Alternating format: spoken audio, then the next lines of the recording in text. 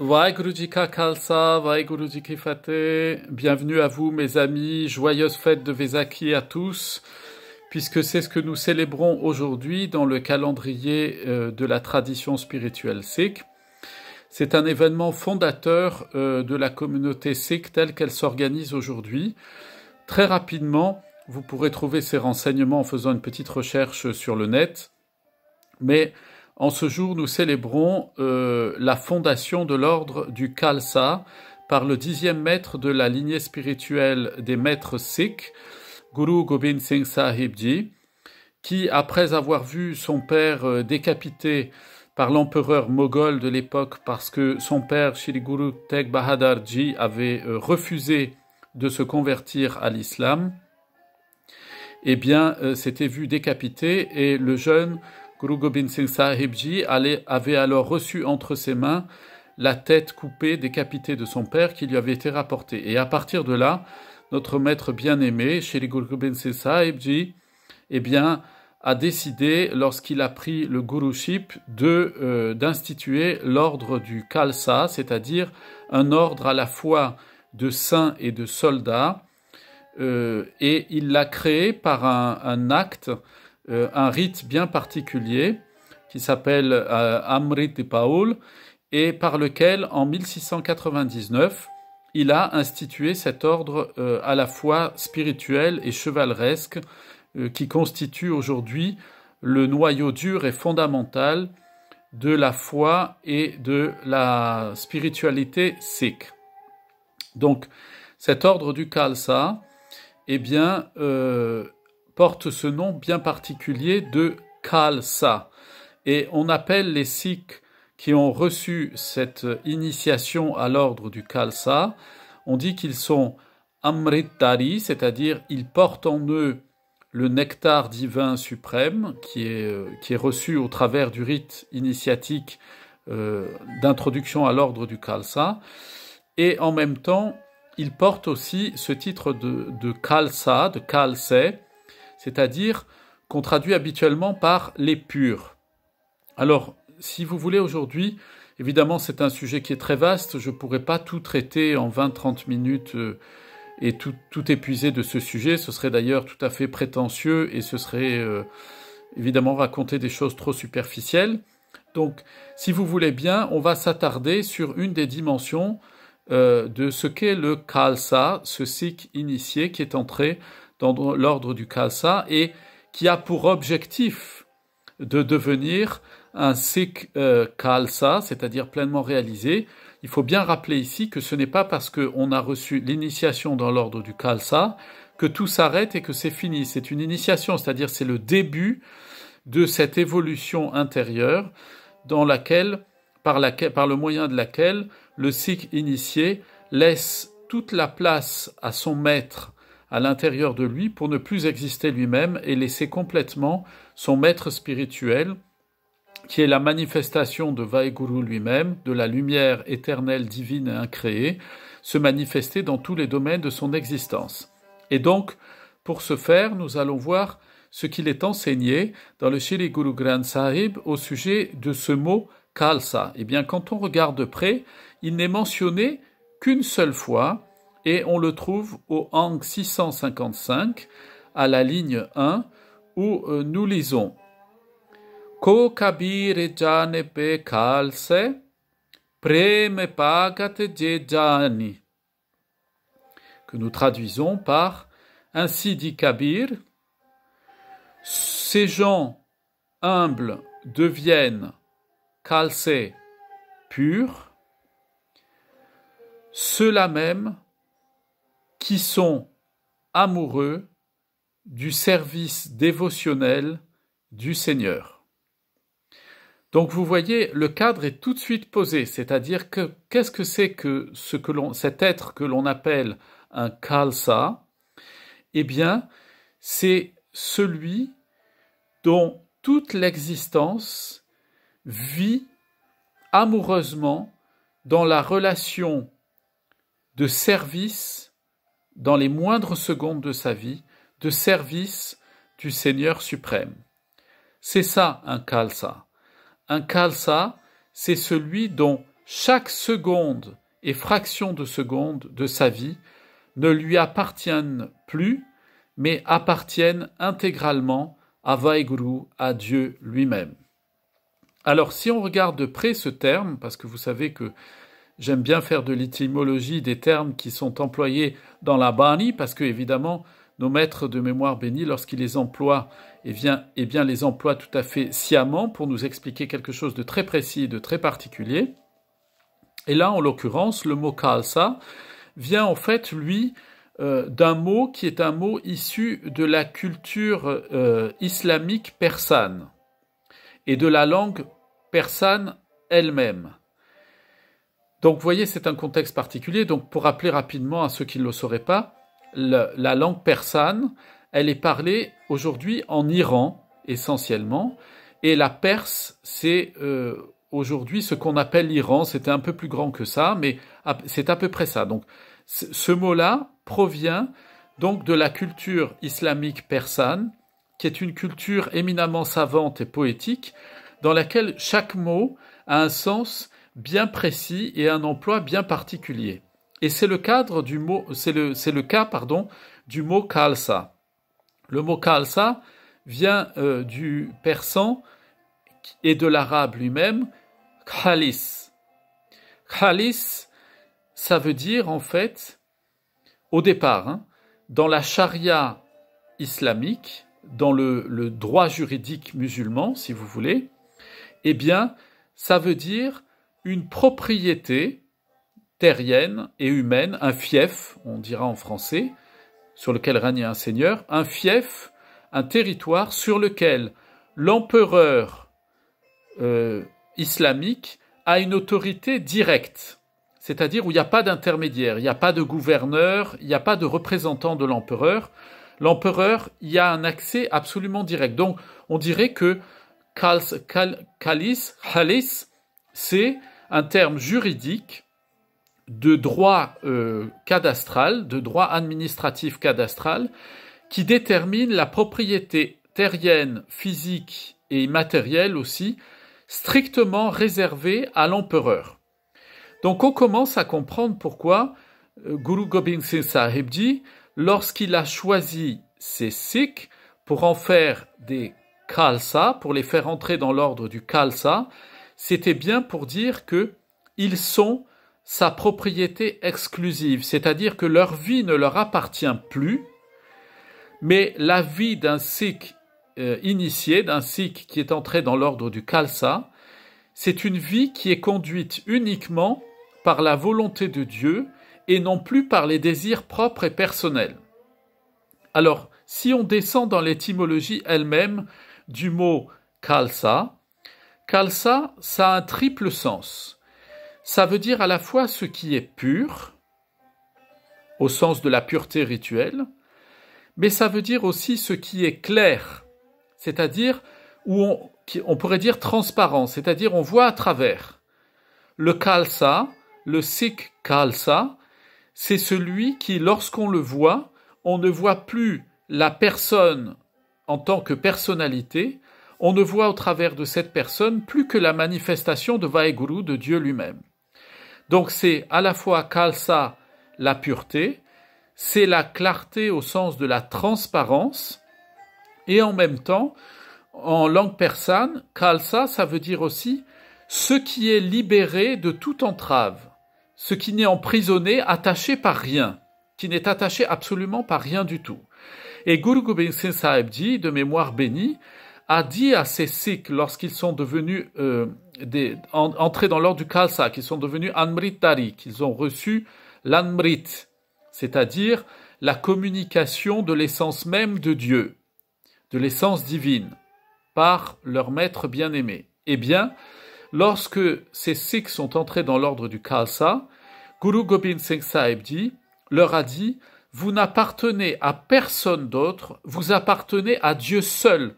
Vous êtes totalement libre parce que vous agissez uniquement selon ce que Dieu vous fait faire et vous fait agir. » Et lorsque Guru Gobind Singh Sahib Ji a choisi d'appeler l'ordre initiatique militaire de la communauté sikh, de la Sangat, de l'appeler Khalsa, il a posé aussi un acte à la fois spirituel et politique très fort face à l'empereur moghol qui voulait absolument la conversion de tous les Sikhs et aussi des hindous à la religion islamique.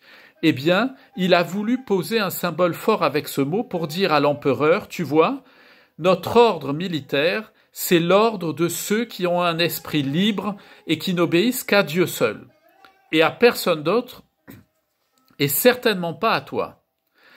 Donc, vous voyez, le choix de ce mot-là, c'est un choix d'affirmation en 1699, lorsque Guru Gobind Singh Sahib Ji le choisit.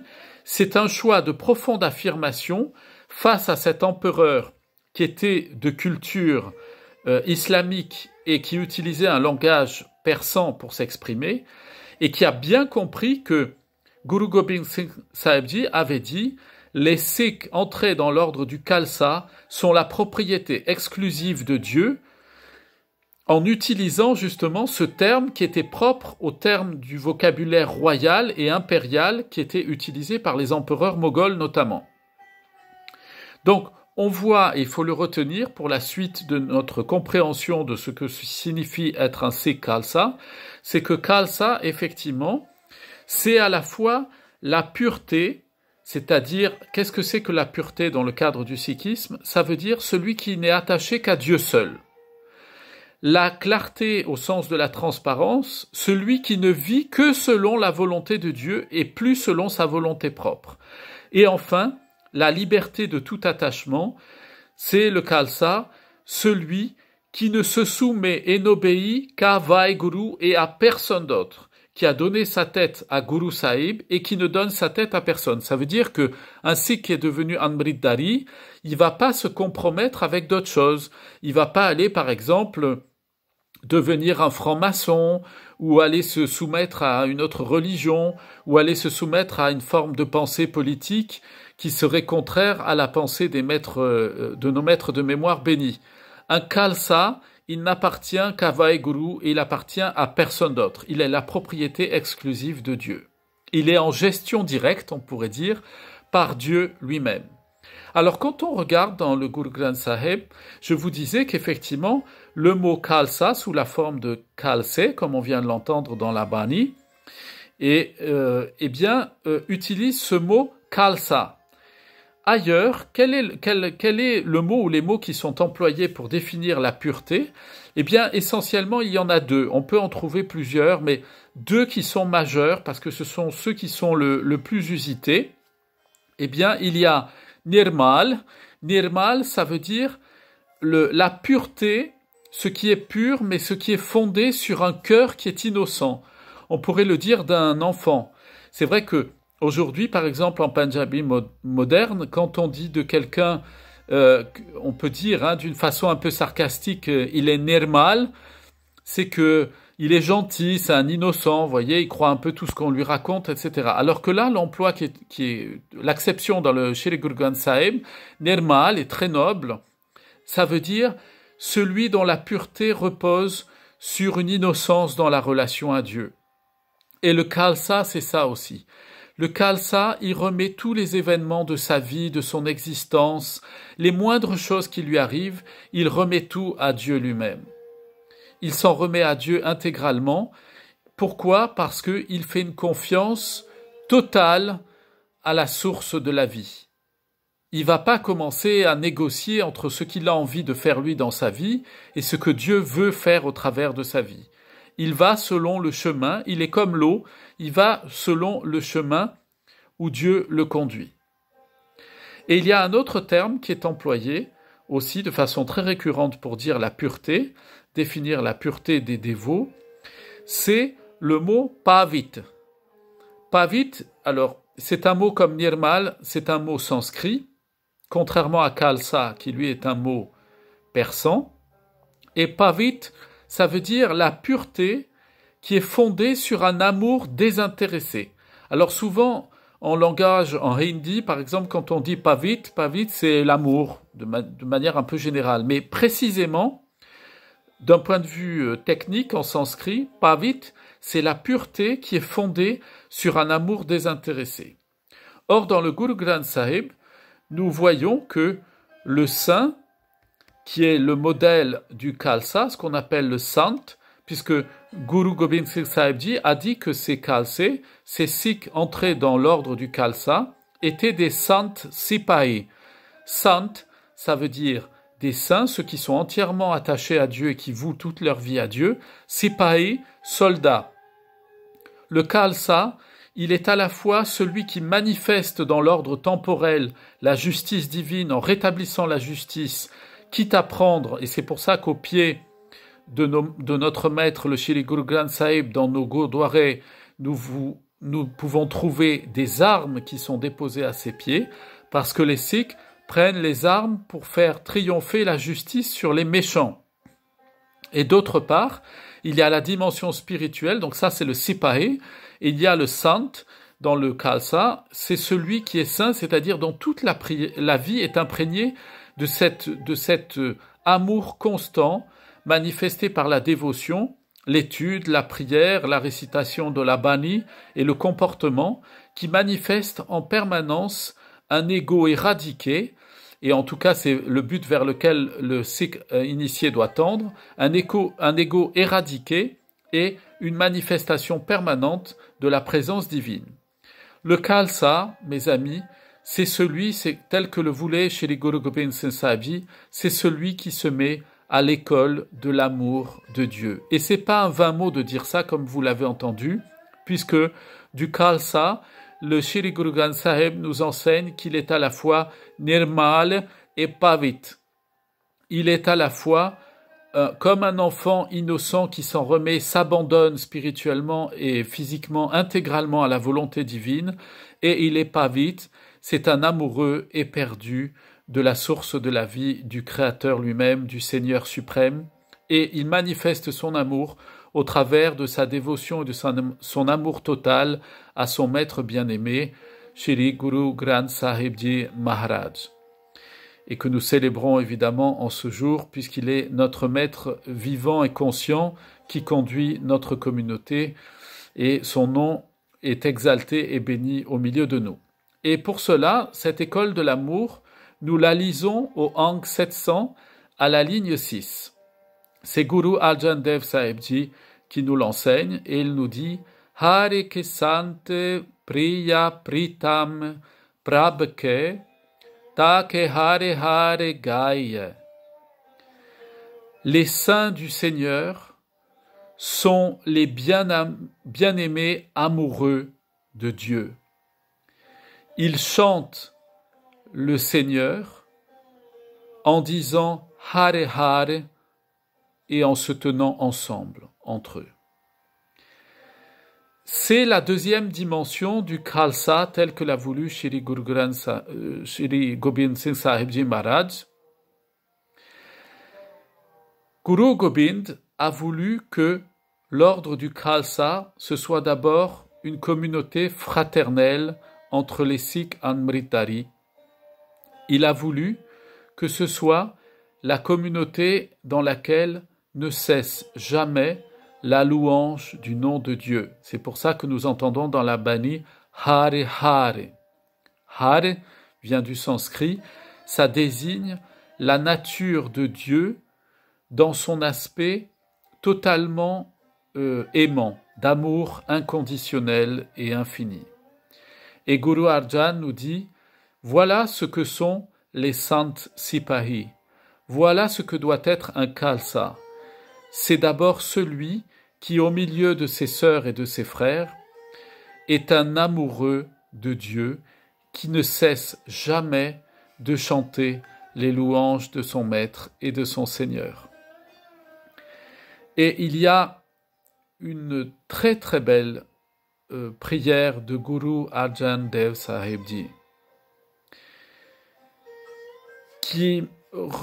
qui, comment vous dire, résume en quelque sorte cet amour inconditionnel, cette école de l'amour à laquelle s'est assis celui qui a reçu l'Amrit et qui est entré dans l'ordre du Khalsa.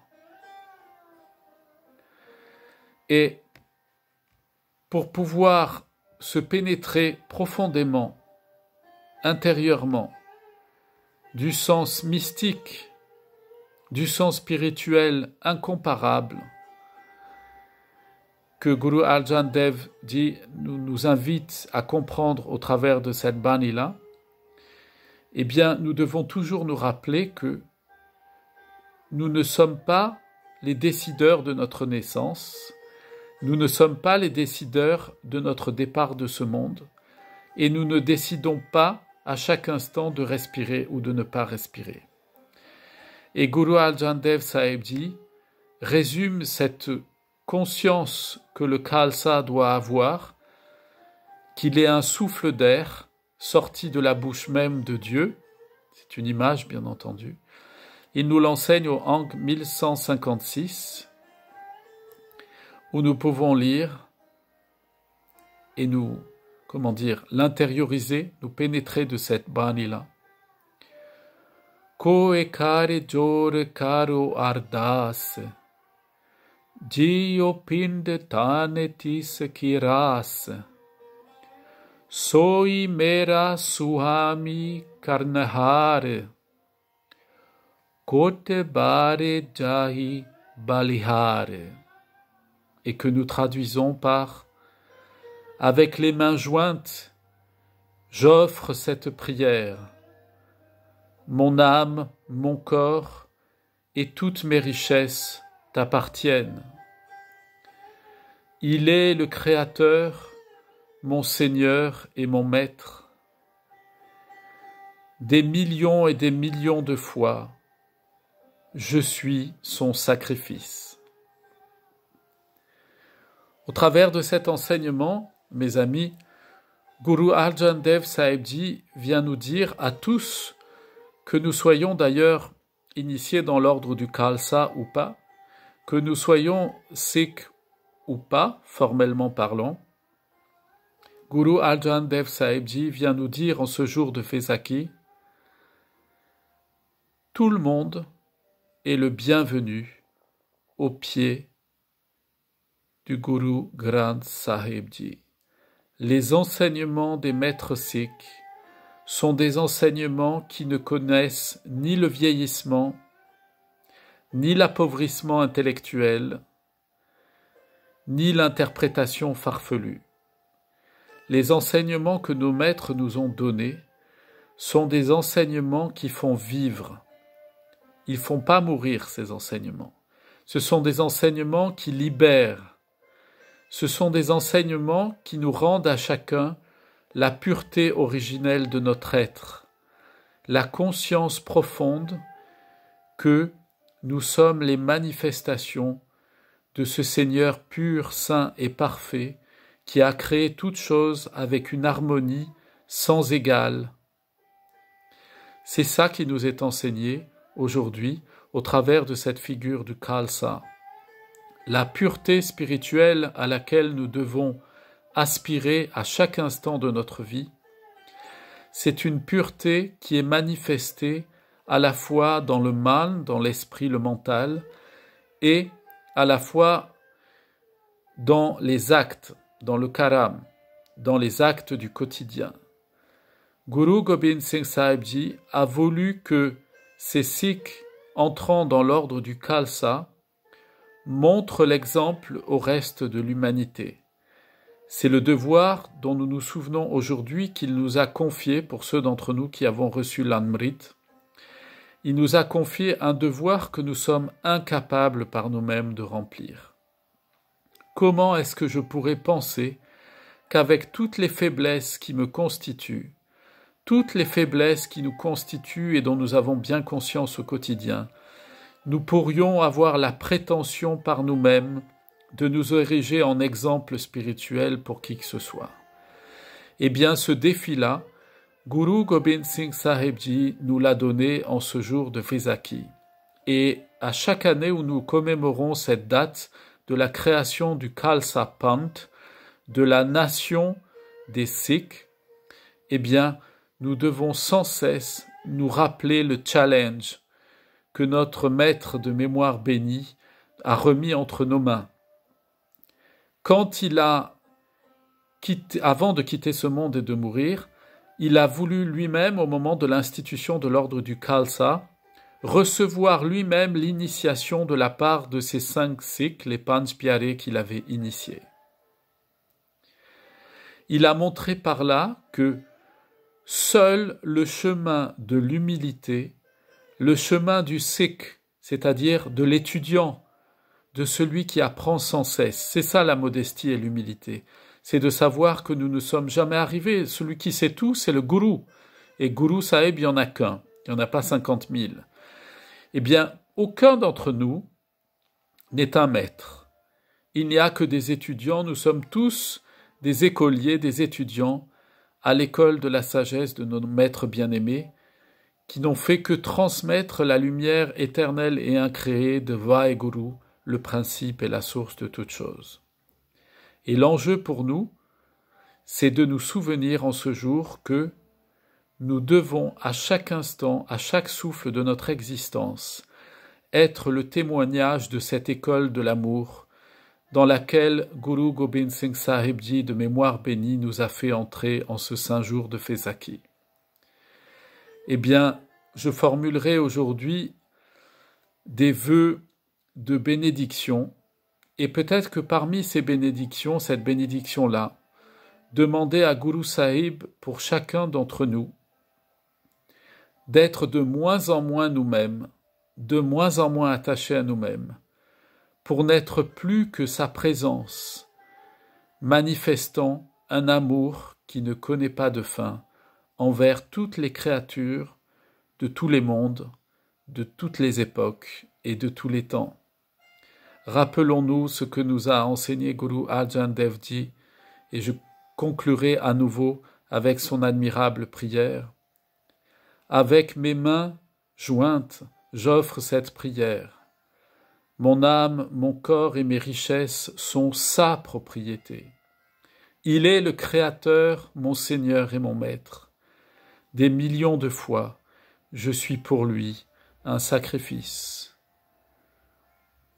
Do ekare jore karo ardas, Jio pind taneti sekiras, Soi mera suami karnahare, Kote bare jai balihare.